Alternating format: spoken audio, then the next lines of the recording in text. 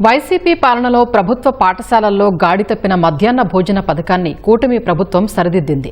పిల్లలకు పౌష్టికాహారం అందించేలా చర్యలు తీసుకుంది. పాఠశాలలు ప్రారంభించిన రోజు నుంచే నాణ్యమైన ఆహారాన్ని అందించడం మొదలుపెట్టింది. గతంతో పోల్చితే సన్నబియ్యంతో చేసిన అన్నం బాగుందని విద్యార్థులు చెబుతున్నారు.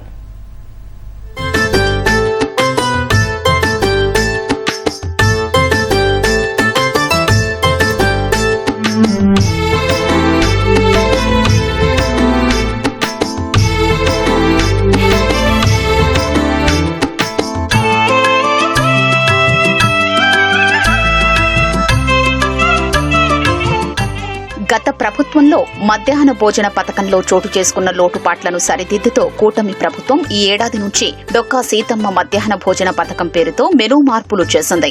గురువారం నుంచి పాఠశాలలు ప్రారంభం కావడంతో మధ్యాహ్న భోజన సమయంలో సన్నబియ్యంతో అన్నం వడ్డించారు. విజయవాడ పట్టమటలోని కోనేరు బసవయ్య చౌదరి ప్రాథమికోన్నత పాఠశాలలో 1000 మందికి పైగా విద్యార్థులు ఉన్నారు. ఉదయం వీరికి నాణ్యమైన పౌష్టికాహారాన్ని వండారు. ప్రభుత్వ ఆదేశానుసారం మెనూని తూచా తప్పకుండా పాటిస్తున్నామని మధ్యాహ్న భోజన కార్మికులు తెలిపారు. గతంలో స్టోర్ బియ్యంతో వంట చేసేవారమని, కూటమి ప్రభుత్వం వచ్చాక మంత్రి లోకేష్ చొరవతో సన్నబియ్యం రావడంపై సంతోషం వ్యక్తం చేశారు.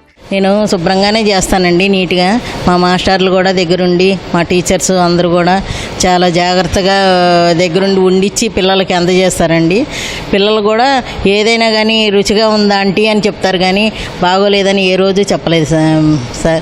సన్న బియ్యం ఇచ్చారు ఈసారి గవర్నమెంట్, బాగుంటుంది, పిల్లలు బాగా తింటారని ఆశిస్తున్నాం సార్. అందరు తినాలని కోరుకుంటున్నాం సార్. మధ్యాహ్నం డొక్కా సీతమ్మ గారి పథకం అందరు తినాలని మేము కూడా బాగా కోరుకొని, మాకు కూడా పిల్లలందరూ సరదాగా తిని బాగుండాలని మేమందరం కోరుకుంటున్నాం సార్.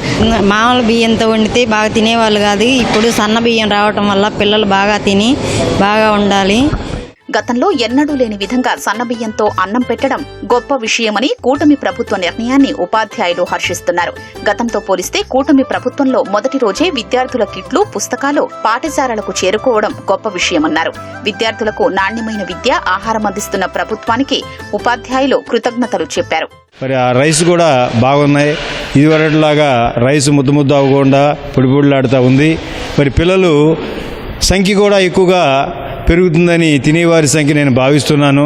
ఇంకా దినదిన అభివృద్ధి అవ్వాలని మధ్యాహ్న భోజన పథకం నేను కోరుకుంటూ ఉన్నాను. ఎగ్స్ కానివ్వండి, చిక్కీ కానివ్వండి, మరి వారికి ఇచ్చే జావా ఏదైతే ఉందో అది, అదేవిధంగా సత్యసాయి వారి కంట్రిబ్యూషన్తో ఇచ్చేటువంటి జాగ్రీ ఏదైతే ఉందో మనకి అది ఆరోగ్యకరమైన బెల్లం. ఈ సన్నబియ్యంతో మరింత పర్సెంటేజ్ పెరిగి 100కి 100% తింటారనేటువంటి నమ్మకం, విశ్వాసం తెలియజేస్తూ చెప్పడం జరుగుతుంది. గతంలో దొడ్డు బియ్యం కావడంతో అన్నం ముద్దలా ఉండేది. తినలేక విద్యార్థులు బయటపడేసేవారు. బడి పిల్లల్లో చాలా మంది ఇళ్లకు వెళ్లేవారు. దీంతో మధ్యాహ్న భోజనం అమలు చేసినా పెద్దగా ప్రయోజనం ఉండేది కాదు. ప్రస్తుతం పౌర సరఫరాల గోదాం నుంచే పాఠశాలలకు QR కోడ్ కలిగిన సన్నబియ్యం సరఫరా జరుగుతోంది. గతంలో కొద్దిమందే పాఠశాలల్లో ఆహారం తీసుకుంటుండగా కూటమి ప్రభుత్వ చొరవతో వారి సంఖ్య పెరుగుతోందని విద్యార్థులు ఆశాభావం వ్యక్తం చేస్తున్నారు. చాలా బాగుంటాయి, ఇంకా చాలా టేస్టీగా ఉంటాయి. రైస్ కూడా బాగుండిద్ది, కర్రీస్ కూడా బాగా చేస్తుంది.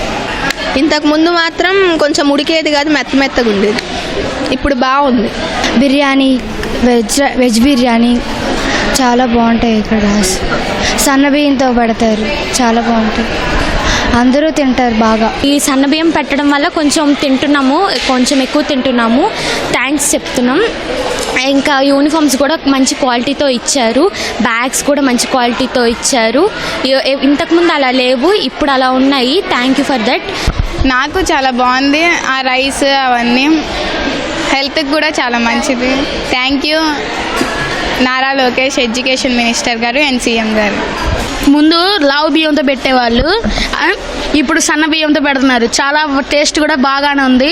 మనం ఇంకా ఇంటి నుంచి ఫుడ్ తెచ్చుకోవడం కూడా అవసరం లేదు, ఇక్కడే తినేవచ్చు, కడుపు నిండా తినచ్చు. ఇంకా టేస్ట్ కూడా బాగుంటుంది.